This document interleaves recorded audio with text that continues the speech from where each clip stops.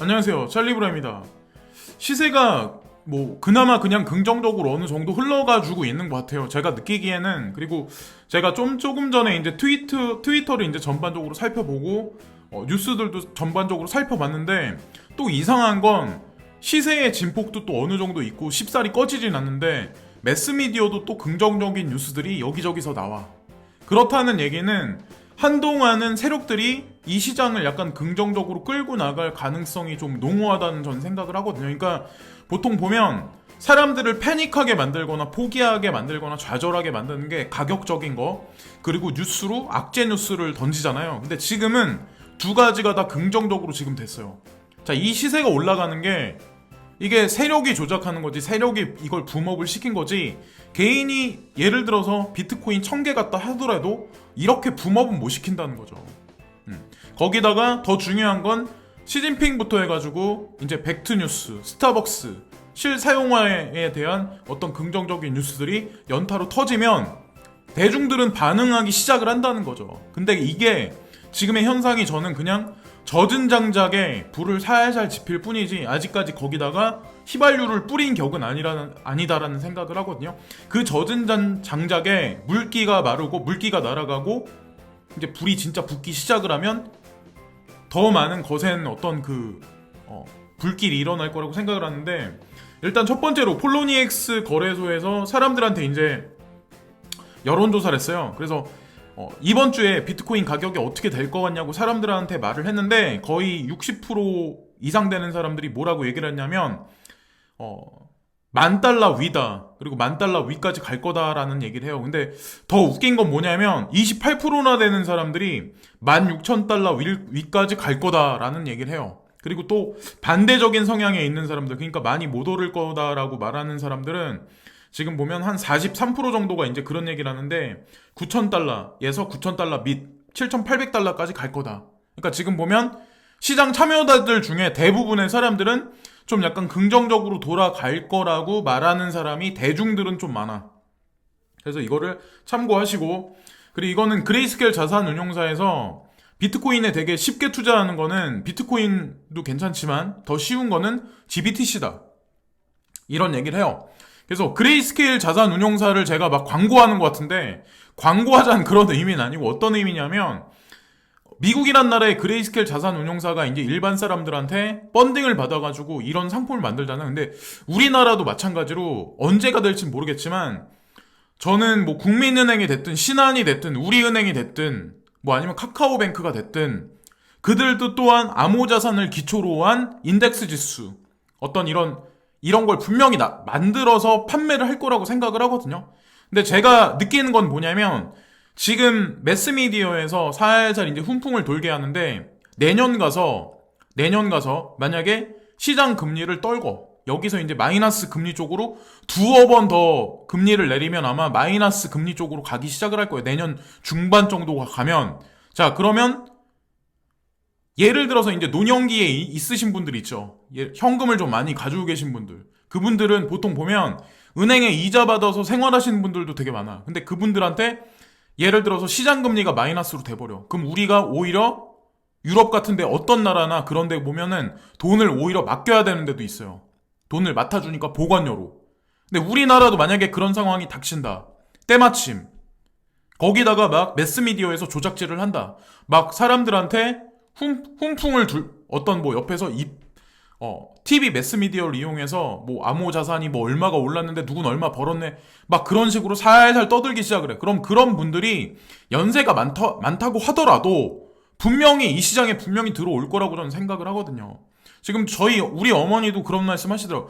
야, 금리가 이렇게 계속 내리면은 은행에 돈 놔둬봐야 이자도 안 나올 텐데 참 그렇다, 이런 말씀을 직접 제가 그래서 그런 얘기를 딱 들으면서, 연배가 이제 70세가 넘으셨으니까, 그래서 참 파란이 불겠구나, 앞으로 향후 몇 년간에. 그래서 여러분들한테도 그런 말씀을 제가 계속해서 이제 강조해서 드리는 거예요. 지금 바닥 끝까지 떨어졌던 가격이 살살 올라가서 여기다 희망을 걸지 마시고, 향후 돌아오는 몇 년간에 있을 수 있는 투자 시장에서 극대화된 투자 수익을 누리자라고 이제 저는 이제 말씀드리고, 이거는 지금 직관적으로 이제 현실적인 거에 관해 제가 말씀드리려고 하는데, 트위터에서 어떤 사람이 이 얘기를 여기다 올렸어요. S&P 500 지수가 뉴 올타임 하이. 그래서 오늘 새벽이죠. 3044까지 올타임 하이까지 찍었다.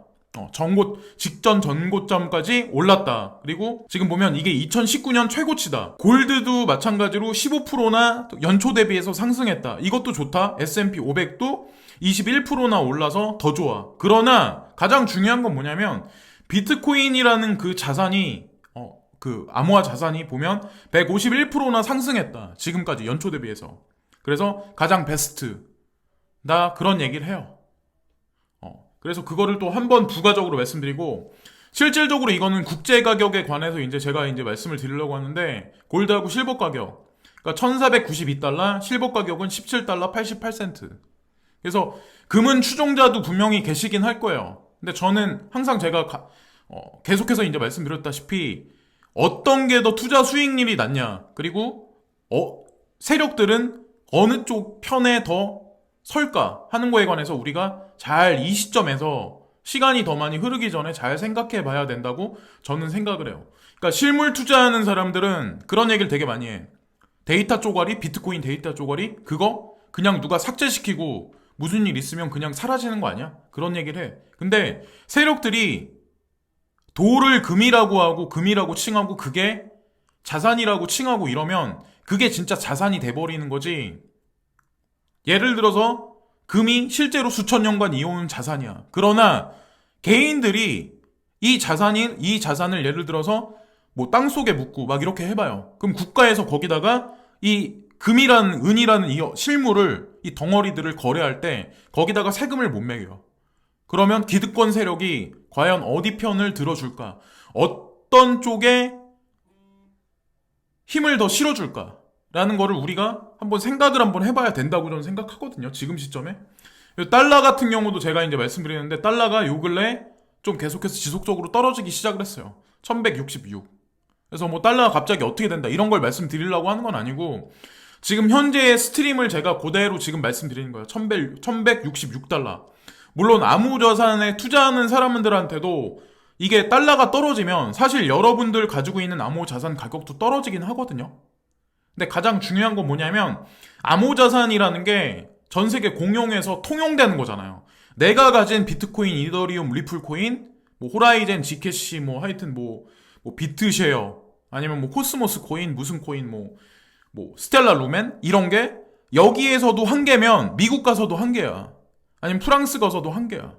제가 무슨 말씀 드리려고 하는지는 아마 아실 거예요. 달러라는 어떤 이 피아트머니에 관해서 기준을 잡지 마시고 암호화폐에 관한 기준이 내년서부터는 분명히 저는 점진적으로 ETF가 상장이 되면 서기 시작을 할 거라고 생각하거든요. 거기다가 벡트에서 스타벅스를 이용해서 내년 초반부터 이제 범상용화 하겠다. 실질적으로 쓰게 만들겠다라는 그런 얘기를 하잖아요. 지금 보면 자산시장의 구축이 벡트 거래소의 모토가 아니라 그들이 진짜 생각하는 건 뭐냐면 일반적인 대중들이 암호자산을 범상용화해서 되게 쉽게 이게 진짜 내가 암호자산 쓰는 건지 아니면 기존에 있었던 어떤 피아트머니 달러로 내가 커피를 사 먹는 건지 못 느끼게 만드는 게 그들의 최종적인 목적이라는 그런 문장을 하나 딱 던졌죠. 오늘 새벽에. 그래서 그 의미를 잘 이렇게 보셔야 된다고 생각하고, 자, 차트적인 관점에서 비트코인을 이제 말씀드리면, 저는 제가 차티스트를 보는 사람들이 그렇게 많진 않아요, 사실은. 근데 그 중에 고수라고 제가 여태까지 생각하는 그런 사람들 차트 위주로 이제 그분들의 이제 견해를 말씀드리는데, 지금 전체적으로 차트상 봤을 때도 정배월이고, 아직까지도 이 추세가 꺼지지 않은 상태고, 가장 중요한 건 뭐냐면, 바로 전에 이 차트를 그린 사람하고 이 차트를 그린 사람이 이제 트위터상에서 대화를 하더라고요. 근데 그 사람들이 어떤 얘기를 하냐면 결정적으로 얘기하는 건 뭐냐면 4쿼터를 넘어서 내년 초까지 지금 보면 7,000달러에서 14,000 레인지는 벗어날 거다라는 얘기를 되게 많이 해요. 그리고 4쿼터 이내, 그러니까 이번 연도 12월달 이내까지는 달러로 환산했을 때 14,000달러까지는 도달할 가능성이 되게 농후하다라는 얘기를 되게 많이 해요. 그래서 지금 보면 바로 전에는 볼링 웨지 상태, 그러니까 하방 쐐기형 패턴에서 강하게 상승 돌파를 해서 지금 아직까지 안정권이라고 말하긴 애매모호하긴 하지만 지금 정도 상황에 9,300달러, 9,200달러에서 강하게 지지하는 모습을 보여주기 때문에 본인들이 생각했을 때는 9,400달러까지 아니 14,000달러까지 올라갈 가능성이 상당히 농후하다는 얘기를 여러 사람들이 되게 많이 하거든요. 그리고 또 하나 이제 한 가지 또 말씀드리면 왜 제가 세력들이 매스미디어를 이용해서 자꾸 지금 암호자산에 관해서 자꾸 부추긴다는 그런 생각을 하게 됐는데, 포브스지라고 아마 아실 거예요. 저는 이제 블룸버그랑 포브스지를 좀 약간 되게 좀 기준 삼아서 좀 약간 매스미디어사 중에는 조금 약간 높이 보거든요. 근데 보면 포브스지에서, 자, 암호화폐하고 분명히 관련 없는데요. 여기는 이거 전문 미디어 회사는 아니야. 코인텔레그래프나 코인데스크 같은 데는 암호화폐만 특단으로 전문적으로 다루는 데잖아요. 근데 포브스지에서 지금 보면 비트코인이 10,000달러까지 회복한 이후에 이게 2021년까지는 10만 달러까지 갈 수 있다라는 얘기를 어떤 사람이, 이제 빌리라는 사람이 게재를 해요. 이 글을 포브스지에다가. 근데 여기 제가 밑에 내용을 보니까 뭐 시진핑이 언급한 얘기가 나오고, 모건 클릭 자산 운용사에 폼플리아노라는 사람이 있거든요. 그 사람이 한 얘기랑 여러 가지 것들이 있어요. 어쨌건 근거를 갖고 여러 가지 추세를 보고 이제 얘기를 하는 거죠. 어떻게 갈지는 모르겠지만 우리는 지금 당장 뭐 한두 달에 어떻게 돼서 뭐 이걸 바라지 마시고, 저는 앞으로 되게 오랫동안 이 자산 시장이 기초를 다져가지고 되게 많이 성장할 거라는 생각을 되게 많이 하거든요. 그런 생각을 되게 많이 해요. 네. 그래서 어디까지나 뭐 이 글 하나 보고 꼭 10만 달러 갈 거야, 이것만 믿지 마시고 좀 약간 폭넓게 2021년까지 그 이후까지 바라보자는 의미에서 제가 이제 말씀드리는 거예요. 근데 이 포브스지에 이런 얘기가 나오는 거 보니까 우리가 흔히 생각하는 이제 세력이란 사람들도 살살 지금 어떤 바람을 불어넣는다고 해야 될까요? 대중들한테 약간 그런 느낌을 받거든요. 이거는 바이낸스 거래소가 아니라 바이낸스에 보면 부서가 또 여러 가지 있잖아요. 근데 바이낸스 리서치가 또 있어요. 그러니까 바이낸스 랩스가 있고 바이낸스 거래소가 있고 바이낸스 리서치가 있죠. 근데 바이낸스 리서치에서 이번에 스테이킹에 관해서 보고서를 작성을 했어요. 그래서 뭐 지금 보면 바이낸스 거래소에서 여러분들이 어떤 일정 부분의 코인을 보내면 거기서 몇 가지 코인은 아마 스테이킹을 해줘서 이자를 받는 걸로 알고 있어요. 뭐 아마 아시겠지만 이미. 근데 바이낸스에서 지금 보면 이더리움에 관해서 언급을 하기 시작했거든요. 그러니까 이더리움이 만약에 포스로 전향돼서 이게 포스로 스위칭돼서 이게 스테이킹하는 어떤 그거에 관해서 그 준비가 되는 과정에 관해서 이제 얘기를 하면서 이것까지 조사해서 지금 발표를 했는데, 얘네가 이제 바라보는 거는 뭐냐면 지금도 예를 들어서 다른 거래소에서 그 코인을 스테이킹을 하고 있으면서도 일반 개인들한테 지급 안 해주는 이자들이 많아요. 자, 예를 들어서 내가 가진 코인이 예를 들어서 빗썸에 있어, 그리고 업비트에 있어. 근데 똑같은 코인인데 바이낸스 거래소에서는 이걸 스테이킹하면 이자를 지급을 해줘. 그러면 업비트에서는 그걸 스테이킹을 하는지 안 하는지 모르겠지만 이자를 지급을 안 해줘. 그럼 내년에 가서 이더리움이 2.0으로 등극을 해. 자, 최소 단위가 32개라고 그랬죠. 최소 단위가 32개부터는 스테이킹을 해서 이자를 지급할 수 있다. 그런 거를 분명히 발표를 했었고, 만약에 이게 공식화돼가지고 바이낸스에서 이거를 본인들이 이렇게 해주겠다 얘기를 하잖아요. 그러면 다른 거래소에서 공식화돼가지고 만약에 이 이더리움에 관한 스테이킹하는 그 요금을 지불을 안 해주면 과연 어떤 사태가 발생될까요? 아마 소송이 걸리고 난리 법석을 떨 거예요. 그때 가면. 지금 이더리움이 20몇만 원에 있으니까 그렇죠. 예를 들어서 이게 200이 가고 400이 간다고 생각을 해봐요. 그럼 예를 들어서 1000개 가진 사람이 있어. 그럼 거기에 10%, 1년에 10%. 그럼 그 이자가 얼마일까요? 과연. 우리가 이 시점에 생각을 해봐야 돼. 그러니까 바이낸스가 기준을 잡아서 스테이킹하는 거에 관해 지금 이런 식으로 얘기한다는 얘기는 다른 거래소도 마찬가지로 준비를 안 하면 결국에 고객을 뺏길 확률이 되게 높다는 거거든요. 저희 이제 그런 걸 말씀드린 거예요. 전반적인 거에 관해서 이제 말씀을 드리려고 하는 거고, 큐텀의 차트를 누군가가 올렸어요. 제가 이 큐텀 차트를 보면서 지금 2,000원에서 2,500원대? 2,600 얼마까지 갔다가 지금 조정장세에 있는데 이 사람이 뭐라고 얘기를 하냐면 오르긴 올랐는데 티도 안 난다 이런 얘기를 해요. 자, 근데 이 얘기는 큐텀에만 국한된 얘기는 분명히 아니거든요. 그러니까 제가 가진 코인, 여러분들이 가진 코인도 여기에 분명히 속한다고 저는 생각을 해. 진짜 터무니없는 그런 코인들 말고. 얼마나 많이 올라갔다가 얼마나 많이 지금 떨어졌어요. 지금 보세요. 티도 안 나. 올라가도 떨어진 거에 비하면 티도 안 나요. 근데 만약에 앞으로 몇 년 동안에 다시 시세가 회복해가지고 비트코인을 기축으를 잡고 비트코인이 2천만 원일 때 큐텀 같은 경우 제가 아는 걸로는 10만 원인가?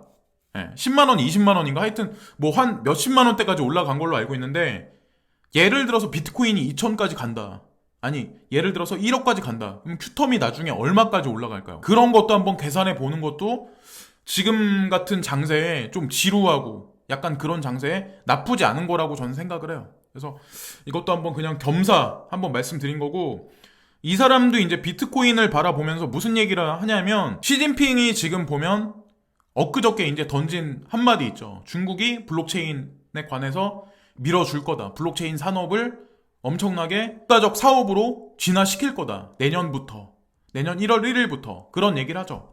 그래서 그런 얘기를 한 게 본인이 생각했을 때, 이거 미국 사람이거든요. 근데 본인이 생각했을 때 지금 보면 그런 재료도 있고 여러 가지 지금 볼륨도 어느 정도 많이 상승을 해줘서 여러 가지 지금 작용하는 어떤 그런 걸로 봤을 때 이 사람도 마찬가지로 제가 조금 전에 말씀드렸던 두 명의 차티스트 말고 이 사람 이제 세 번째인데 이 사람도 마찬가지로 그러니까 이번 연도 말까지 14,000달러까지 올라갈 가능성도 되게 농후하다라는 얘기를 해요. 그러니까 이 사람 말은 7,700달러에서 14,000달러의 그 레인지를 벗어날 확률이 되게 높다. 14,000달러 위까지 올라갈 수 있다는 얘기를 해요. 어떻게 될지 모르겠지만 이것도 한번 그냥 말씀드리고, 이 차트는 제가 이제 방송을 하는 동안에 BCH가 펌핑할 확률이 되게 높다.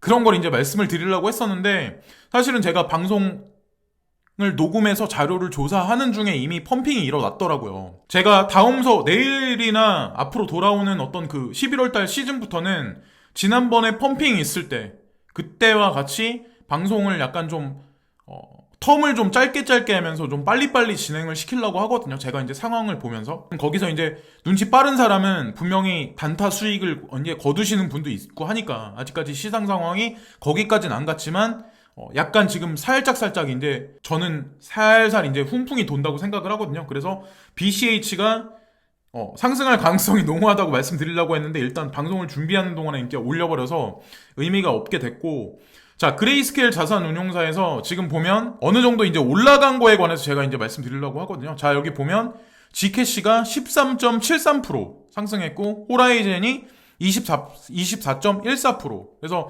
비트코인 트러스트가 17.13%. 나머지 코인들도 전반적으로 이제 상승을 했는데, 이것도 이제 제가 눈여겨봐야 된다고 말씀을 드렸었고, 한국이란 나라에서 이렇게 하든 저렇게 하든 제가 이제 기준으로 잡는 코인 거래소는 저기 코인베이스하고 바이낸스, 특히나 이제 바이낸스라고 제가 이제 계속해서 말씀을 드렸었죠. 어쨌건 이 지금 상승률을 이제 그냥 말씀드리고, 더 블록이라는 그런 매체가 있는데 긴급뉴스라고 이제 타진한 거예요. 이게 내가 예를 들어서 비트메인하고 관련 없는데 이게 나하고 관련 있어? 라고 말씀하실 분도 있겠지만, 여기 보면 비트메인의 가장 큰 경쟁사인 카난이 지금 보면 400밀리언만큼의 IPO를 나스닥에 신청을 했다. 이런 얘기가 나와요. 자, 나스닥이라고 하면 어디예요? 근데 여기 보면 비트메인도 중국 업체, 카난도 마찬가지로 중국이죠. 이 얘기가 뜻하는 게 뭘까요? 그럼 이게 채굴 업체가 나스닥이라는데 IPO를 진행을 시켜. 그럼 이게 만약에 공론화되고 비트메인이 됐든 아니면 카난이 됐든 이 두 회사 중에 한 개가 예를 들어서 승인이 나. 그럼 그 여파가 얼마나 클까요? 암호화폐 채굴업체? 암호화폐 채굴업체가 나스닥에 상장이 돼? 기존에 없었던 일이거든요. 그러니까 새로운 산업이 탄생된다는 거죠. 그 원년이 내년부터는 일어날 확률이 되게 높다는 거죠. 이 채굴 산업에 관한 거, 암호화폐 산업에 관한 거, 뭐 전반적인 어떤 뭐 인공지능에 관한 거, VR에 관한 거 여러 가지 것. 근데 저는 그거를 이 뉴스 하나 보고 그런 거를 이제 말씀드리려고 하는 거예요. 지금 세상이 서서히 산업 자체가 변화가고 있구나라는 그런 걸 이제 말씀드리려고 하는 거고, 시진핑이 이제 코멘트를 던지고 나서 급작스럽게 이제 지금 보면 중국의 기술주들도 급작스럽게 되게 많이 올라갔다, 이런 얘기를 지금 하면서 그린딜도가 선거에 관해서 이제 얘기를 하는 거죠. 그래서 이것도 이제 말씀드리는 거고, 근데 이 차트를 올리면서 누가 이제 이거에 관해서 이제 비꼬았냐면 폴로니엑스 거래소하고 저 모건클릭, 팜폴리아노 이 두 사람이 제가 보니까 미국이란 나라를 막 비꼬더라고요. 시진핑은 이런 식으로 해서 자기네 나라를 이렇게 하는데 미국은 혁신과 이런 거에 관해서 한 발자국 물러나서 안 하면 결국에는 미국이란 나라, 너네가 중국한테 밀릴 수밖에 없다, 이런 거를 우회적으로 살짝 돌려서 말을 하더라고요. 그래서 어떻게 될지, 그게 과연 리브라 코인을 뒷구녕에서 장난을 칠지, 아니면 벡트 거래소를 이용해서 후방에서 장난을 칠지, 전 뭐 그런 것들이 다 관련이 있을 거라고 저는 생각하거든요. 앞에서는 뭐 모른 체 하긴 하지만. 자, 그래서 벡트 거래소에 관해서 말씀을 드리면 9시간 전에는 442개, 그리고 5시간 전에는 522개, 그리고 2시간 전에는 524개. 시간이 가면 갈수록 벡트 거래소의 볼륨량은 점진적으로 계속 상향하고 있어요. 일주일 전이 틀리고, 어제가 틀리고, 또 오늘이 틀리고, 9시간 전 틀리고, 5시간 전 틀리고, 2시간 전 틀리고, 점진적으로 계속 상승을 하고 있다. 이거를 다시 한번 이제 말씀드리고, 왜 리플이 안 올라라고 이제 말씀하실 분들이 아마 되게 많을 거예요. 근데 저도 궁금하네요. 저도 이제 좀 가지고 있는데 궁금해요. 왜 안 오를까? 근데 너무 섣부르게 안 오른다 막 이런 거 가격적인 측면만 보지 마시고, 얘네가 지금 어떤 식으로 움직이고 있나, 직원은 어떤 사람을 지금 모집해가지고 끌어들였나. 제가 보니까 리플에서 요즘에 직원을 되게 많이 뽑아요. 근데 이번에 새로 10월달에 뽑은 사람이 뱅크 오브 아메리카에서 이제 뭐 세제안이나 아니면 국가에다 뭐 신청할 때 그런 거에 관한 전문적으로 한 사람 있잖아요? 재무에 관한 것 말고. 근데 뱅크 오브 아메리카에서 그런 일만 전문적으로 했던 사람을 이번에 고용을 했더라고요, 리플사에서. 그래서 세게다가 신청서 제출하거나 뭐 협력 관계 있을 때 그 사람이 이제 주도적으로 할 거다, 뭐 이런 얘기들을 하더라고요. 제가 이제 조사를 해보니까. 그래서 어쨌든 리플의 스웰은 11월 7일하고 8일날 개최가 되는데 지금서부터 10일간 남았다. 그래서 광고를 해요, 지금. 그래서 어떻게 될지 모르겠지만, 만약에 지금 안 오르면 그러니까 스웰이 끝난 후에 오를 가능성도 있으니까 아무도 모르게 오르는 게 사실은 리플이에요, 어느 날 갑자기. 그렇기 때문에 그냥 쉽사리 던지지 마시고 이왕에 가지고 계신 거 계속 가지고 계셔야 된다고 저는 생각을 해요. 너무 막 들락날락 거리시기보다는. 리플까지의 말씀을 드리고 이번 영상은 마치겠습니다. 이게 점진적으로 전 세계가 지금 보면 어머니들 세대, 아니면 베이비 부머 세대가 예를 들어서 부동산에서 많은 돈을 수확을 못해, 그리고 현금성 자산 있는 사람들이 전 세계적으로, 우리나라를 떠나서 전 세계적으로 예를 들어서 마이너스 금리 쪽으로 만약 가게 되면 어떻게 될까요? 은행에 있었던 많은 현금화 자산들이 어떻게 될까요? 그리고 세력들은 이자 지급을 안 하게 이제 은행을 그렇게 만들어 놓고, 금리를 점진적으로 내려서 이 은행을 그렇게 만들어 놓고, 만약에 암호자산 거래소가 한국 같은 경우 업비트를 기준으로 해서 카카오뱅크하고 협력관계, 거기서 파생 상품을 만들어내고 그게 이자 수익이 있다, 그리고 안전하다, 이런 인식을 점진적으로 시장에 매스미디어를 통해서 점진적으로 만약에 심어주기 시작을 한다면, 그 잠자고 있었던 장롱 속에 있었던 야금야금 이자 돈을 받아먹었던 그런 현금화 자산들이 이 암호자산 시장 쪽으로 많이 몰려올 거라고 생각을 해요. 아직까지는 지금 아니지만 크게 보시고, 여러 가지 것들을 크게 보시고 움직이시고 잘 보시면 저는 웬만한 투자보다 나쁘지 않은 결과가 분명히 올 거라고 생각을 합니다. 지금까지 찰리 브라운이었고요. 지금까지 이런저런 저의 이제 개인적인 얘기를 말씀드렸는데, 항상 시청해주신 모든 분들께 진심으로 감사를 드립니다. 감사합니다. 구독과 좋아요 부탁드립니다. 감사합니다.